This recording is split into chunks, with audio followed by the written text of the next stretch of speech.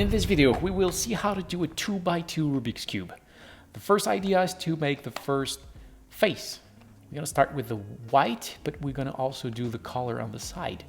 So we start with the white and green. I'm going to keep this one over here and look for another that have white and green. So it's this one, not in the right orientation.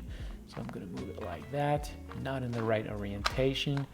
And there, this one is good. Then we look for another white orange, which is right there. Move it up. Orange, perfect. And the very last one, which is over here. Now I'm going to move it here like that. And the idea is to replace it, not in a good orientation. I want to replace this one by this one. So bring it here, move it like that.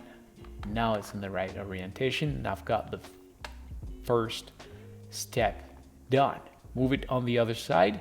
We're going to look for a piece that is aligned with the bottom one. Now we are lucky. We've got this one. This one is good, not because it's in the right spot perfectly, but because it's in the right position. This one is red green with blue orange, not good. We've got orange blue with green orange, not good. And we've got green green with orange red, so not good. So from here we're going to do that algorithm with that face, that good piece face up on the right. So move it like that. Bring the two white, push, move the two whites, repair this white, and repair the other white.